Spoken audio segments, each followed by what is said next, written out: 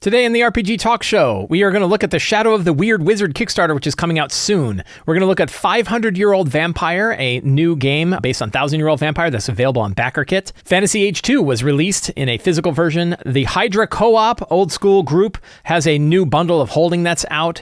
Owlbear Rodeo 2.0 is officially released. And we're going to take a deep dive into the topic of which RPGs are most GM friendly. And we're going to look at questions from the July 2023 Patreon Q&A, all today on the Lazy RPG Talk Show. I'm Mike Shea, your pal from Sly Flourish, here to talk about all things in role-playing games. Some weeks I don't have a lot of news, and some weeks I have a lot of news, and this week is a lot of news week. So Shadow of the Weird Wizard is a role-playing game developed by Robert Schwab. Robert Schwab is an incredible veteran in this industry. He's been working on it since like 3rd edition of D&D. He worked on 4th edition of D&D, 5th edition of D&D, came out with his own role-playing game called Shadow of the Demon Lord. Very popular role-playing game, really, really fun, really cool. I played it. My players played it. We loved it. I'm really excited for it, but it is a very grim, very body horror focused role-playing game. It's definitely not for everybody, and he had talked for a long time, years. I played a prototype of Shadow of the Weird Wizard like 4 or 5 years ago of a more mainstream traditional fantasy role-playing game that is based on ideas from Shadow of the Demon Lord called Shadow of the Weird Wizard. He has done so. He is finally getting ready to launch a Kickstarter for it, which means he's got to have a lot. In fact, there's a playtest version of it floating around that looks quite extensive and quite well done. The Kickstarter is coming out. You can be notified of the launch. I don't normally promote a Kickstarter that hasn't yet launched on the Kickstarter, but you can be notified, and this is one that I've been following for a long time, so I'm very excited for it. You can find a link to it. We will talk about it more when the Shadow of the Weird Wizard Kickstarter actually launches. But I'm very happy to see that he's already got more than 1,800 followers that are on it. That's, you can generally get an order of magnitude sign on like how well the Kickstarter is going to do by how many followers you can see that are following it. That's a pretty good amount of followers. So I really hope the Kickstarter does well. I'm very excited for it. I'm very excited to see what goes on because I love Shadow of the Weird Wizard. 500-Year-Old Vampire is a new version of the solo RPG called 1,000-Year-Old Vampire, which is, they have a name for it. It's like a solo journaling role-playing game or something like that. And I picked up, I don't know how I managed it, but I managed to pick up one of the original 1,000-Year-Old Vampire role-playing games. It's, when you get it, it's like a journal that you found in an old trunk from like the 1800s. It looks physically like this old journal, and inside are like little notes are stuck in there, lots of interesting graphics, lots of stuff. And it's a journaling role-playing game. It gives you prompts. You sort of roll randomly. I think you roll randomly or you select randomly. I don't remember exactly how the random nature of it comes in. It's been a while since I ran it. But it's this really fun way of sort of you creating a story for a character from the bottom to the top. And it's like all of the different major events that have happened in the life of a 1,000-year-old vampire, which is really cool. So 500-Year-Old Vampire is a card-based game. It comes with a bunch of cards in a box. And it's apparently a multiplayer version that you and other players can play this together. I don't really get exactly how that works, but it seems to be sort of like, and maybe it's a little fiasco-like. It could kind of be neat if it's a little fiasco-like. I only heard about it yesterday, but you can find a link in the show notes below to read more about it. There's apparently a video where they talk about what 500-Year-Old Vampire is like, what the components are.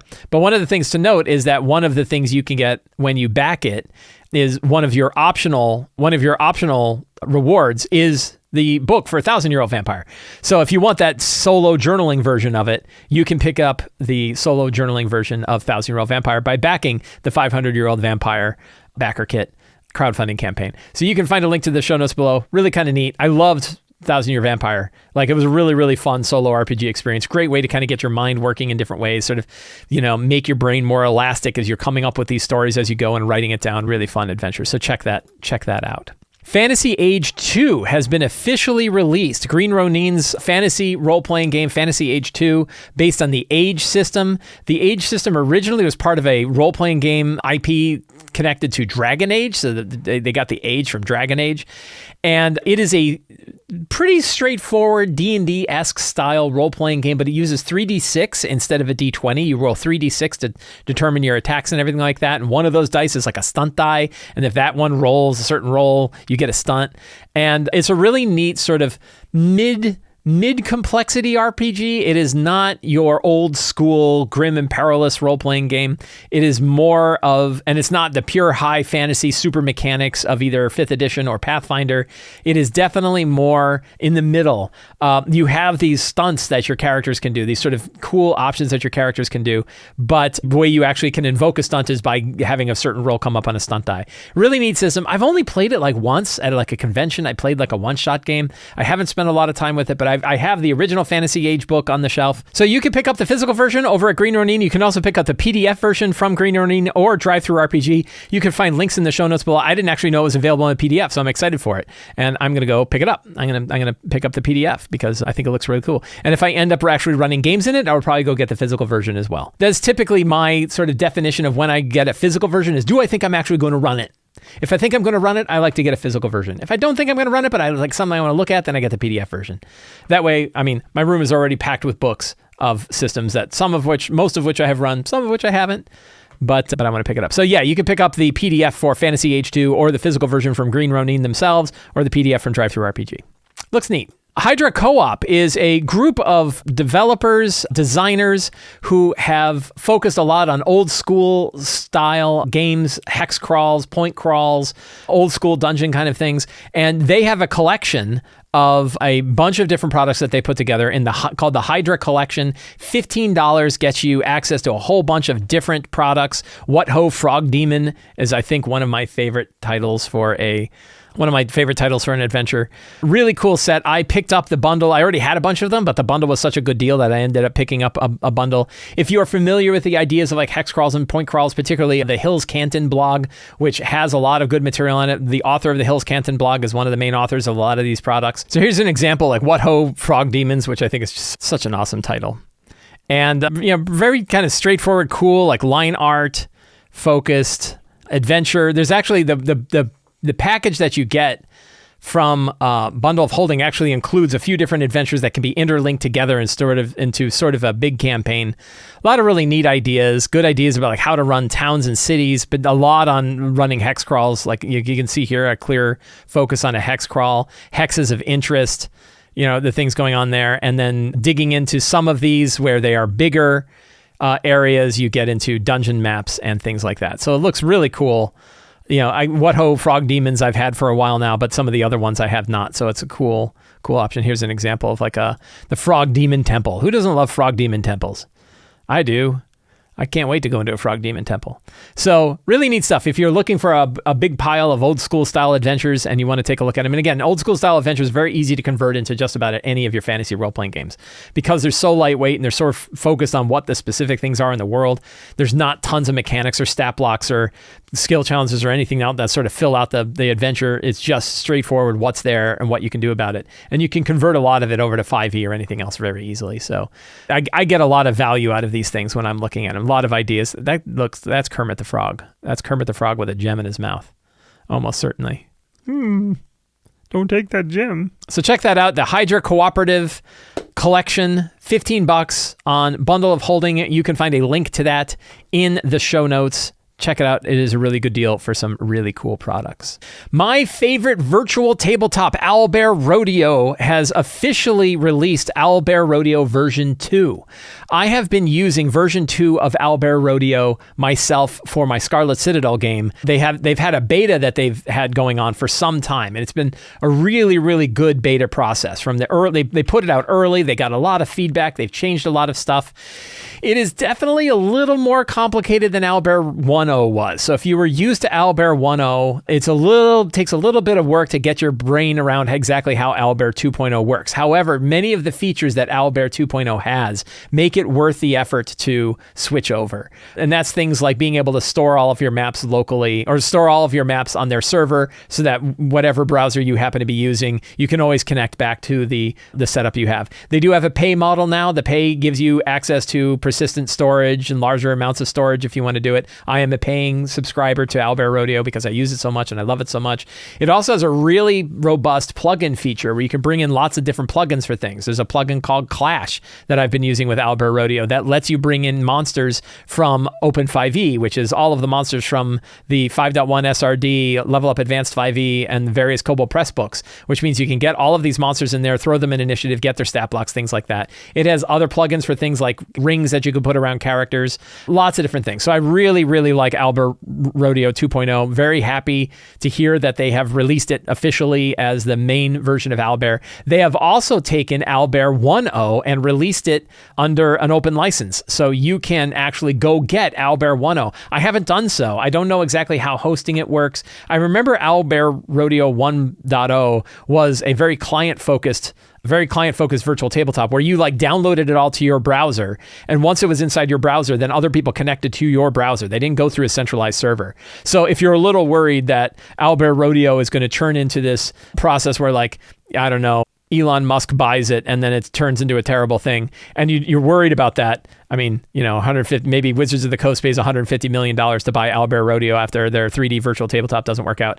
And you're worried about that. Owlbear 1.0 being available so that you could host it somewhere else is a good idea. I don't think that's going to happen. I'm pretty sure. I mean, I'd be great for there's two creators that make Owlbear Rodeo. I wish them the best. If they were to get a $150 million bailout, I would not bail out. If they were to sell Owlbear Rodeo for $150 million, I would be very happy for them. That would be outstanding. So I would not be like, oh, I can't believe you sold out. Like $150 million, go ahead and sell out.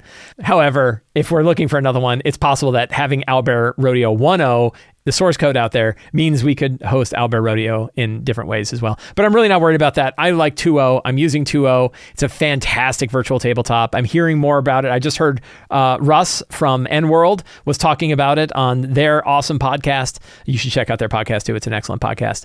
He was talking about how he has been using Owlbear Rodeo 1.0 or Owlbear Rodeo for his games. So just a fantastic virtual tabletop. I've done other videos. I probably am going to do another video where I dive deep into Owlbear Rodeo and how I've been using it. I haven't done one because I've been waiting for it to stabilize because a lot of things change. And last time I did a bunch of Owlbear Rodeo videos, they changed a lot of stuff. And then then I get a bunch of comments from people like, that's not how it works anymore. I know. Like, things change. I can't go back and edit a video like that.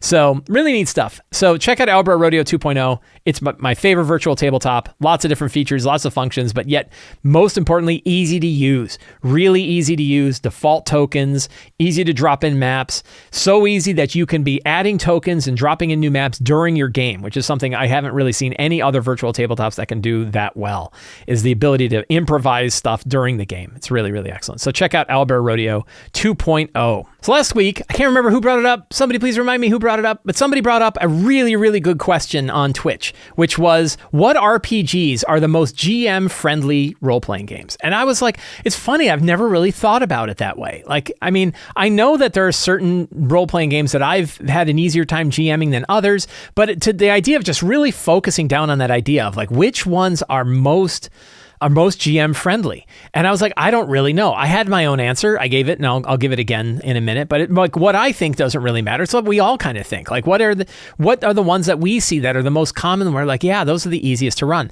So the best way that I have to reach a lot of people and get a lot of answers on this is by putting up a post on YouTube, like a text post on YouTube, and getting answers from that. And I got about 70 or 80 people who came in and kind of answered their different thing. I took those results, I threw it to a large language model and said, hey, summarize this for me, and it gave me a summary. But of course, we have the actual links that we look at too. I actually fed it to two different LLMs, like ChatGPT, and I think I gave it as an example to, what's that new Facebook one, Llama 2, and I got the results from those to kind of, and they compared. They were pretty close. So we have the summary of what people said. And the most common one, there's one element of data. So we'll look at what the results said, but there's like an interesting bit of subtext here that I think is really important. So, Powered by the Apocalypse. 4 people mentioned Powered by the Apocalypse. They appreciate emphasis on storytelling and clear guidelines for GM roles and responsibilities. Okay, Shadow Dark was mentioned 4 times. That's very funny. I've been talking a lot about Shadow Dark. I'm running a Shadow Dark game in like an hour, and it's really kind of interesting that Shadow Dark gets mentioned. I do wonder, is it because it's the new hotness? Like, have people really been, I mean, obviously, hundreds of DMs have not been running it for years, right? And because it hasn't been out that long. So, which ones, is Shadow Dark really getting mentioned because it's kind of popular and we're all sort of excited about it? Or is it actually more GM friendly? Hard to say without running it. Index Card RPG has been around. It was mentioned 4 times. Lots of people brought it up and said it's very easy to run. I haven't run it myself, but I've definitely read it and it looks pretty straightforward. Pathfinder 2 got mentioned 3 times. Now, I suppose Pathfinder 2 is really easy to GM because once you get into combat, you can go down and play a PlayStation game while everybody's figuring out what they want to do. That's me knocking Pathfinder, sorry. Any of the crunchy systems are like that. 5th edition is the same way. One thing that I would argue, well, I'll get into it, but the interesting bit. But the idea that Pathfinder 2 is an easier to GM system, maybe it is if you really understand the system. But boy, I'll tell you, somebody that is running Pathfinder 2 on Roll20, there's a lot of work involved in that. I would not say that is a GM-friendly system. But that gets into a larger point about GS2. D&D, obviously, mentioned 3 times. People say 5th edition is pretty straightforward. Okay. Mouse Ritter, I have never heard of. So people been into that 2 times. Cypher System got mentioned 2 times. I brought this one up. I said that for all the RPGs I've run, Cypher System was, for me, the easiest one because mechanically on the GM side, all you have to do is pick a number between 1 and 10, and the rest is just improvising what's going on. I found Numenera, which is a Cypher-based role-playing game, to be really, really easy to run. Just mechanically, it was a lot less work for me to run. Savage Worlds is up here. A lot of stuff mentioned once. Savage Worlds Forged in the Dark. I mean, I had a hard time with Blades in the Dark. Swords and Wizardry, Easy D6, Old School Essentials, Vesane, Mouse Guard, BX, Warhammer, Tri-Cube Tales, In the Odd Electric Bastion, Star Wars Genesis, Adventure Car. So a lot of different things. And here's the main point. It's not so much the summary of what's brought up here. It's the fact that clearly no one system dominated the list. That if you looked at this and the highest one got mentioned 4 times, the lowest got mentioned once. That is a very flat curve. And what that means is, I think this comes as no real surprise. The easiest system is not the same from one GM to another. And it's kind of a cop-out answer. It's kind of a cop-out result. That one person's system that's easy for them to run is not necessarily that easy to run for another GM. So, 3 people said Pathfinder 2. And again, this is what a computer said the people said. So we'd have to go into the actual results. And you can find a link to the actual comments from people to go dig in. Why did the people from Pathfinder say Pathfinder? But, I know that I look at Powered by the Apocalypse and, I would not say that is the easiest system, even though it was mentioned more often than that, and Shadow Dark were mentioned too much. But I find Power of the Apocalypse to be pretty hard to run. And the reason why is most of the time the die roll is landing in the success at a cost, which means as a GM, you have to constantly come up with you were able to do that, but this other thing happens. And it's constant and it's always moving. And whether you're doing combat or whether you're doing role playing or whether you're doing exploration or whatever you're doing in the game, that roll and succeed at a cost and moving the game forward is a continual thing. There are some GMs who are really good at that, and they find energy grows as they're riffing like that. I played with a GM where he was so good at just moving with what we gave him and moving where the story went, and we built this cohesive story together at the table, and it was beautiful and wonderful and really, really fun, and he was really, really good at it. I struggle with that. I find that every time I have to kind of improvise something like that, my energy level is going down a little bit. And at the end, I'm like, oh my God, I'm exhausted. I felt that way when I ran Blades in the Dark. I felt that way when I've run Dungeon World before, that the being always on with improv was actually kind of hard for me to do. I don't think I'm bad at improv, but some people generate energy from it and some are expending energy from it.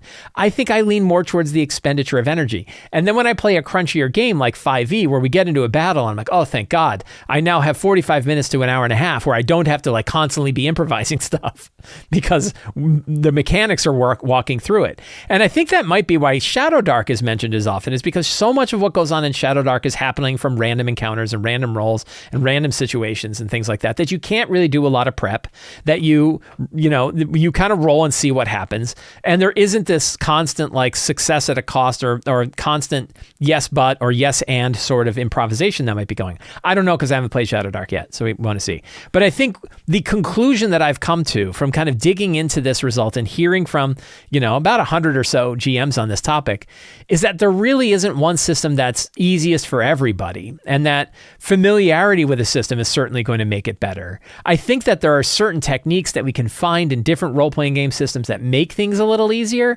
Again, sort of being able to rely on random tables and random charts. I think the more you're comfortable with that could be of value. The more you have a system that clarifies for you what a fail forward looks like or what a succeed at a cost looks like, and you know where that's going and you have sort of things that you can fall back to, I think that can really help. Having a mechanical system for me that I can keep in my mind and keep in my brain and just have on hand and then use to help improvise, that really helps. That's something that I've been trying to bring a lot to 5e. If you look at my books like The Lazy DM's Companion, The Workbook, Return of the Lazy Dungeon Master, Forge of Foes, all of these books are taking some of the crunchier bits of 5th edition and trying to cut them down and streamline them such that you can just keep them in your head and they're ready and available to you to help you improvise during the game. Yes, you could pull up an encounter builder tool, or you could use the crazy math that's in the Dungeon Master's Guide to try to figure out an encounter, or you can just keep the lazy encounter benchmark in your head, do a little bit of math in your head, and figure out, is this battle going to be deadly or not? Forge of Foes, we have a single sheet of paper that we're going to deliver to everybody, but as Forge of Foes, we have a few different sections, but we have a single table where you can build any monster from CR 0 to CR 30 just by looking across the list, and then you can improv the rest. That gets closer to that Numenera Cypher system style, pick a number between 1 and 10, and that's really all you need, which I found to be really, really fun. When I was running Numenera, I found it to be very useful. So I think the results are that we all have sort of our favorite systems. We have the things that we like. We take a look at it. I think probably the only really good conclusion that came from this sort of, I haven't, mediocre deep dive, right? Probably the one major conclusion is that we have systems that work well for us, and we should be working on systems that work well for us and keeping our eyes open to what other systems are bringing to the table. And sometimes we can go look and go, oh yeah, I like 5th edition D&D, or I've loved 5th edition and I'm enjoying running that. But I really like how ciphers work in Numenera or in cipher systems. So I want to bring that idea of ciphers over and have like single-use magic items that have a powerful ability, but you can only use it once, because I think it's a really good treasure that doesn't break the game, or only breaks the game, but only breaks it once. And I can improv, and that way I can give meaningful, interesting treasure that isn't just money, that isn't going to break the game. Really good concept. Or maybe I like the escalation die from 13th Age, or maybe I like the one unique thing from 13th Age. There's lots of stuff from 13th Age that we can bring over. I like the abstract distance. 13th Age has tons of stuff I like. Abstract distances, random rolling for the number of targets in an area of effect, the icon system, the one unique thing, the escalation die, lots of stuff that we can take from 13th Age. Go, oh, I really like that. And then another way we could take things from 5th edition and bring them to other games. Shadow Dark RPG has inspiration in it. It has the idea of, it has a luck system in there, and it also has advantage and disadvantage, because the advantage-disadvantage idea that came with 5th edition is really, really good and really simple and really powerful, and we can just bring that over. So it's really good to have systems and know what systems are easiest for you to play, and you're probably only going to get this from playing a lot of different systems, trying a lot of different systems, which is a worthwhile activity. But also looking around and going, ooh, that is a really interesting way that they handled this thing, and that would be easier for me than what I'm currently doing with the games that I'm running. I think that's a pretty powerful, lazy idea. Always, know what works well for you, but then also keep your eyes open. And as you see new things that you think might work, try them out, see if they work. If they do, add them to your toolbox. If they don't, you don't ever have to touch it again. Really powerful way to kind of have an evolving system over many years. This is something that I've been doing for a long time, and I'm always learning new things, and I'm always coming up with a new idea. So focus on what works well for you, focus on the systems you like, and get a good understanding of, like, am I having trouble with this as a GM? And then look around at other systems and see what they have and see, like, ooh, that's something that I could take and bring into my system because it's straightforward and it's easy to use and it makes running a game really well. So that's the main conclusion that I came to from looking at GM-friendly systems. Like, what system? I was hoping, I don't know why, naively, I was hoping that I would hear about, this one system, it's just so easy to use. Everybody loves it. Fiasco. Fiasco is the easiest system in the world because you don't need a GM. That's true. I don't know if Fiasco is a role-playing game, kind of. It's different than the kind of style of game that we typically have where you have a GM and a bunch of players. But for the ones where you have a GM and a bunch of players, obviously a lot of different views. And the reality that I saw from the small sample that I looked at was there isn't one clear one that, oh, of course, it's this. Like everybody thinks this one's the easiest. That's not true. Lots of people have lots of different systems, which is a conclusion I should have expected, but didn't come to when I first came to it. So if you only take one thing from this quick little segment, that one thing would be know that the system that you like that works well for you is fine. Stick with that. But always be keeping your eyes out for other systems and other ideas. Steal the ideas from them that work well. Bring them into your game. Try to use them. See if they work. If they don't, throw them out. If they do, you can add it to your toolbox and continue to use them onward. That way you're always kind of evolving a system sort of slowly. You're not just throwing your system away and come up with a new system every time. Evolving your system as you go and coming up with the one that's a little bit better every session about the one that works well for you. Let us look at some Patreon questions. Every month on the Sly Flourish Patreon, we put up a Patreon Q&A. Anybody can put up a question. Any patron can put up a question there that's RPG related. I spend my Friday morning answering every question that's there. Some of those come here to the talk show. Other ones I will make an article or a video about. So let us dive in. The Obviousness says, I've been looking for a good campaign to run after I finish Rime of the Frost Maiden. After the disjointed hellscape that comprises the Sandbox making up that campaign, I'm after a solid 5e campaign that has a linear design, side quests aplenty, and lots of options for players to get distracted, but the main campaign having a more linear design. As a bonus question, what are your thoughts on linear versus railroad? Pointy Hat did a great video on this, and I was interested in your thoughts. Feel free to ignore the cheeky second question in there. Yeah, because it's like, you cheated. You got 2 questions. So linear, I mean, a lot of the adventures can be as linear as you want them to be based on what you bring. Because again, if you think about adventures, published adventures are toolkits that you can use. You can narrow them down yourself. You could narrow down Rime of the Frost Maiden if you want and skip a lot of the side quests. And I kind of did, right? I added, instead of it was like, oh, you go wander and fight a bunch of gnolls and then you come back worse than you started. I had options for them on what they wanted to do. And I had things that were important for the quest to move forward. So having MacGuffins, having these objects that are required in order for the story to proceed, moving those around from place to place, using those as a way for the characters to decide where they're going to go. That's an approach that works well for me. It's one that I've used in almost all the campaigns that I have, whether it's Scarlet Citadel, which is another sort of sandbox mega dungeon, but then I added, we together, the players and I added sort of an overall story to it, and then I added the MacGuffins, which are these like 4 dodecahedrons that the characters have to find. I'm running a more sandbox style adventure now, but I have sort of an overarching plot around it in my Shadowed Keep of the Borderlands game. Empire of the Ghouls is definitely more of a linear adventure where chapter structures and major events that are happening in each chapter that move it forward from one chapter to the other. And even things like the Horde of the Dragon Queen Rise of Tiamat, known as the Tyranny of Dragons, that is definitely a more linear adventure where it goes from first level, you're saving a village from being attacked, all the way to stopping Tiamat from rising out of a big portal to hell. So lots of different ones. On the idea of like being linear versus a railroad, I don't know that the terms are all that valuable. I think that it's when we dig into kind of the details of what we want or what we're bringing forward to our players that matters more. And kind of arguing about linear versus railroading, I've never really found it to be a particularly useful argument because situations are so different. And there are very different styles of games. And you could look at, I was talking about this yesterday. I don't remember who with. I was talking to somebody about this.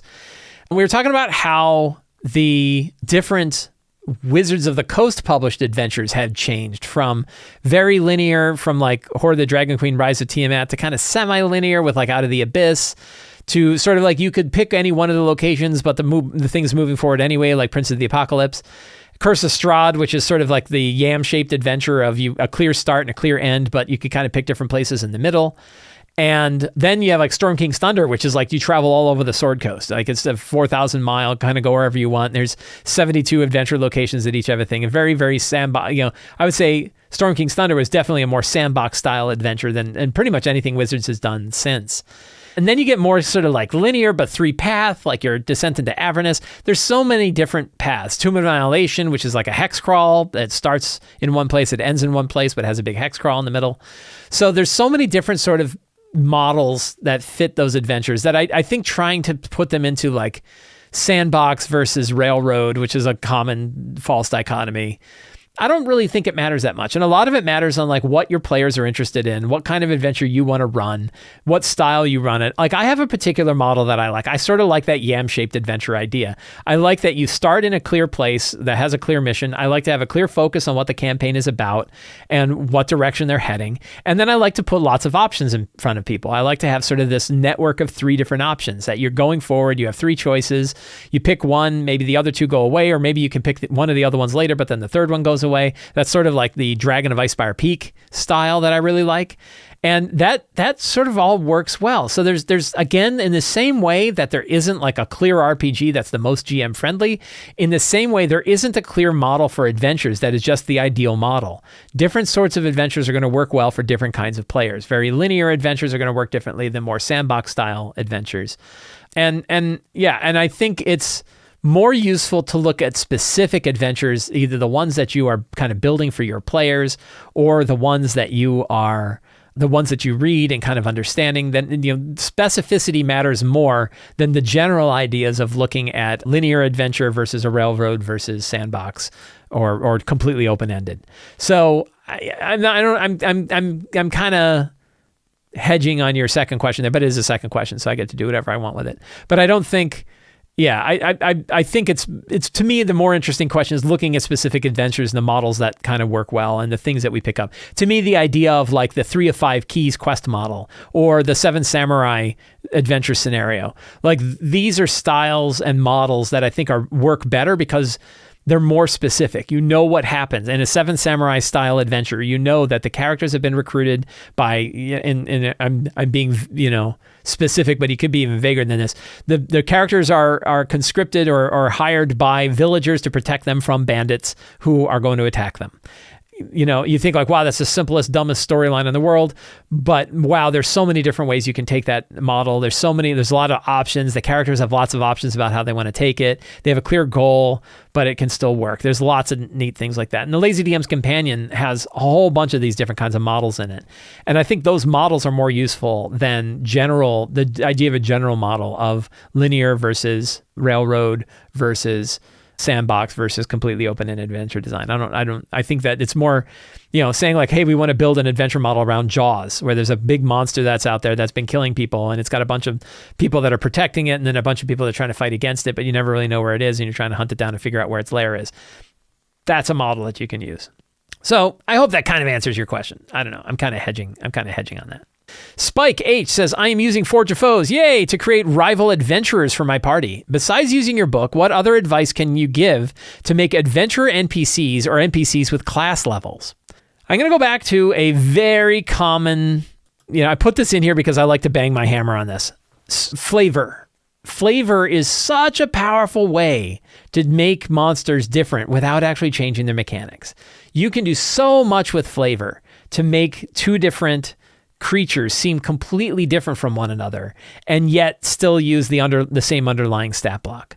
So Forge of Foes, we have these sort of basic underlying stat blocks. You can use those just as is, but then you can also add on any of those monster powers, any of the monster powers that we have throughout the book to make a character different than another. If you're running a rival adventuring group, I would probably not give them any more than 1 monster power for each one. And even then, that's probably too many. That probably some of those characters, like if you're fighting a rival fighter, the rival fighter probably doesn't need a lot of mechanics. Maybe you give him one thing. But even then, you probably just have him attack and it would be fine, especially if he hits hard. So you don't really have to add a lot of stuff. I don't think I'd bother with class levels. But if you wanted to clarify that one of the characters is a rogue, you can pick a single rogue ability that rogues typically get, like Cunning Action or like Sneak Attack, or maybe both, and tie it to a typical NPC stat block so they feel like a rogue.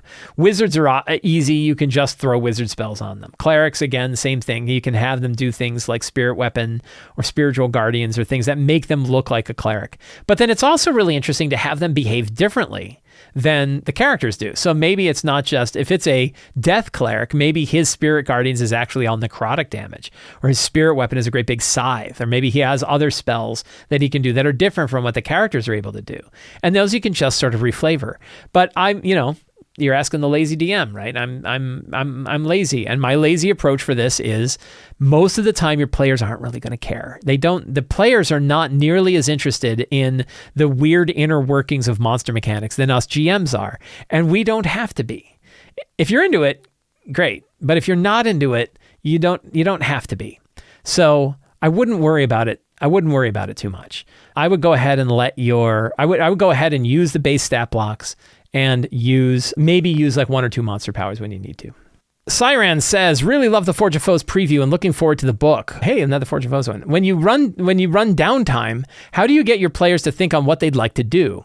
I've just come out of a session where my players weren't sure what they wanted to do and realized possibilities after the session. I mentioned it at the end of the previous session and linked to the DMG and Xanathar's pages for them as a reference. Yeah, Downtime is really tricky. And what I like to do is you as the GM are in the unique position that you both understand the characters and what they typically want and what kinds of things they might be interested in, and the world and what the world can do too. And you also know what those downtime activities are that are listed in the DMG and Xanathar's, and there's other books that have downtime stuff as well. But what I like to do is during my prep, if I know that downtime is coming in the future, I like to sit down and for each character come up with a unique downtime option that I think they might bite on. And you can say, like, you can do other things too. You can go carousing. You can pick up a magic item. You can go, research stuff at the Sages Guild. But if you know that a character is going to has a propensity to lean a certain way, come up with an interesting, unique downtime activity for them. You don't have to force it on them, but I bet you if you mention it to them, they're like, oh yeah, I definitely want to do that. So if you know a character has a relative that's missing and they want to go find more information, you can think ahead of time and you can do a little bit of planning about what's going to happen during that downtime scene. But customizing downtime options, I think, is a really, really valuable way of handling downtime. The few times that I've run downtime that worked really well, because it's a hard thing to run. It's a little tricky. Pacing is really hard, and separation of the party and all kinds of other issues that go on. The times where it's worked well for me are the times where I came up with downtime activities that really fit the current story, the current characters, the current things that they wanted to do, and I customized it around them. That really worked best. So instead of asking them what they think they might want for their downtime session, instead spend a little time to think up some options and offer those options to them and see if they pick that up. Vero C says, after 1.5 years of DMing, when I look back, the main issue I see in my games was when I tried to force the story to progress in the direction I had in my mind, rather than fully support my players' decisions. I think they're somewhere in the middle, but yeah, that's a common issue. Looking back at your experience DMing, what do you see as your main issues and how did you address them? I think my main issues was with falling in love with my monsters. And it really hit during 4th edition. More so than but it definitely happened in 3rd edition too. I would build combat. I was really focused on combat encounters, and I built combat encounters, and I had like lots of interesting like inner workings of how they were supposed to play out, and I had sort of themes in mind about how things would play out, and then the characters would come in and just destroy everything. Or they would play a different way, or they'd use an ability that like I wasn't prepared for. And like, I always felt like it was an arms race. 4th edition, this really hit a lot, but 3rd edition too. I remember this happening with 3rd edition as well. That I had like an arms race of like, if they had a new power, I then had to build an encounter that meant that power couldn't help them as much as it did. Or I would come up with other ways for like, different monuments that would have different powers that would thwart the player's ability to like knock down a monster. Now, 3rd and 4th edition both had this problem that the character abilities outscaled monster powers significantly the higher level you got. So higher level characters could do things that you just couldn't deal with. It didn't matter what options you had. And that's why like legendary resistance, which was considered pretty controversial for 5th edition, was valuable. That idea, like they can just make a saving throw. And that was like, everyone's like, oh, and I was like, oh, thank God there's something. And everyone else is like, I don't like it because now that things doesn't work and you just blow it. And I'm like, I get it, but holy cow, I played the opposite and it was worse. So I've focused a lot of my attention in the 3rd and 4th edition on the idea of like combat encounters are the main thing that happened in the game, and then the rest of the story was sort of like the connection tissue that just brought the story together. And I've changed that significantly as I've grown up more with 5th edition. And with 5th edition, I became a lot more comfortable improvising things. I was much happier with battles that were specifically just weaker, where it was easier for the characters to win. Recently I've talked about lightning rod monsters. These are monsters that are intended to take these debilitating effects so that the player still gets the joy of using them, but your whole battle isn't completely destroyed because one monster disappeared. And I just care a little bit less about my monsters succeeding. I'm happier for the players to succeed. I like it when monsters fail saving throws. I like it when characters do critical hits. And there still are times where I have things that I want to go a certain way. I still don't want every boss monster to just get easily beaten. But there are tricks. First of all, 5th edition, I think, is a better designed version of D&D. I'm much happier with it than both 3rd and 4th edition. And it means that it's easier for me to deal with these things. It's like the dials of monster difficulty. I can just have these 4 dials, the number of monsters, the amount of hit points those monsters have, the amount of damage that they do, and the number of attacks that they have. Those are very easy dials for me to twist to get battles to either be easier or harder depending on what I feel the battle should feel like. So, but yeah, when I look back on my DM experience, the idea that D&D was essentially a series of battles tied together by the sinew of a story, and building those battles to have a particular feeling and then not having them meet that expectation, I think, is something that I held on to a lot 10, 12 years ago. And now I'm much happier. I'm enjoying my games a lot more. I don't know how they're going to turn out. I still throw really hard fights. I still also throw a lot of really easy fights. I still have boss monsters. But it's really fun for me to have those battles go in directions that I didn't really expect. So I think that that's a way that I've grown over the past 15 years. And I think it's made my game a lot better. Julia R says, I have tried to do cliffhanger endings for my game, and my PCs always want to react and do things, so we end up playing a little longer, and then the session fizzles out rather than ending with a bang. What can I do to telegraph that the big event cliffhanger is something that can be responded to next time? I will start to describe what happens, and I'm gearing up to say, and that's where we'll pick up next time, but my players want to do a perception check and cast a spell. I want to keep their agency while still having a cool head. I think you just have to be a little bit more. I mean, I'm not there sitting with you, so I don't know. But you asked, and so I'll offer my advice. I don't know why it's worked out for me, but for me being able to say, and that's where we're going to end today's adventure, has been a powerful line. And sometimes I go, like, I want to do it. And I said, we'll have to do that next time. Persistence, I think, is important. Cutting them off, talk to the hand, right? Have them stop and say, before you do that, we're going to end the session there. Remember that, and the next session we'll get into that. Don't respond to it. Right? If they say, wait, I want to roll a perception check, you say, next time you can roll a perception check. Or, but I want to just cast this spell. Hang on to that spell and we'll see how that turns out. Instead of saying, because all of the interactions in a role-playing game are players and GMs responding back and forth. I don't think the players can get very far if you stop responding. I think they can only say, like, I want to cast a fireball, right? Or I cast fireball. You say, we'll have to see how that turns out next time. That there is some... that you need to be persistent with that. Rangdo of Arg says some players don't like cliffhangers. I know that. I actually had a player just recently who was not really happy with the cliffhanger, and I get it, but that's the alternative is worse, because I bet you many more players don't like a game that goes at half hour long and fizzles out. Right? Everybody's tired. Everybody want to go home. Half the players there have other things to do. So I think, my games, we run from like 7 to 10 p.m. a lot of nights. And like, I'm done. I'm tired. I don't want to run another fight that goes till 10:30. So, and I know that there are other players and there are other GMs where their time is more flexible and they're willing to take that extra half hour. But if I see that a game is going to go long, if I'm like, we're going to start a fight and I want the fight to end, then I will... I'll ask them, like, hey, we have 15 minutes left. Are you guys good for another half hour for us to finish this fight? And sometimes they say yes. Other times I say, I think we're gonna end right here. Now, you might even end it a little bit earlier too. If you see that there's a spot where it's actually a little bit better to end it, but it's going to be 10 minutes early, that's okay too. And if you can find a better spot to do it where the players are going to be makes a little bit more sense of the break. But yeah, there are some players who don't like cliffhangers, but I think that then maybe that's a session 0 topic, right? If you have players that aren't really, ask them, hey, one of the ways that I run my games is because this is like a serial-based game, I'm going to be ending on cliffhangers. Is that all right with everybody, right? And hopefully it is.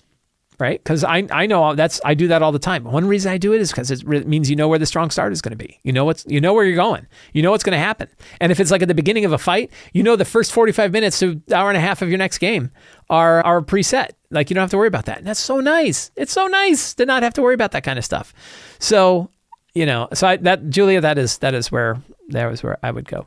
Code Chemist says, I'm considering running Light of Xaryxis. In your recent tips video, you suggested letting NPCs accumulate on the PC Spelljammer so that the PCs could develop relationships with them and they could play a role in the big finale. I like this idea, but I'm worried my players will try to convince them to join them on their adventures, and I generally don't like tag-along NPCs. How can I keep these NPCs around, but keep them plausibly too busy to join the party? What did you do in your playthrough? I made it clear that they couldn't go on away missions, that these NPCs, they would just tell, either there's two ways. One is the NPC tells them, oh, I think I'm just going to stay here on the ship, but thanks for the offer. Right? Or you just tell them, hey, these NPCs are not tag-alongs. They're not going to go with you on your away missions. They're going to have other things to do on the ship. They can have other missions that they can go on for you, but they're not going to be NPCs that go with you.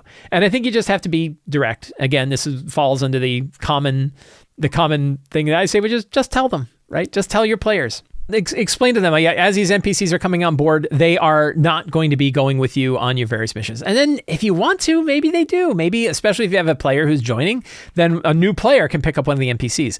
But I agree with you. I've talked about the problem with tag-along NPCs all the time. They steal spotlight away from the characters. Or if a character is running them, that means that character gets more spotlight than they should have. There's all kinds of problems with having tag-along NPCs. I'm not a fan.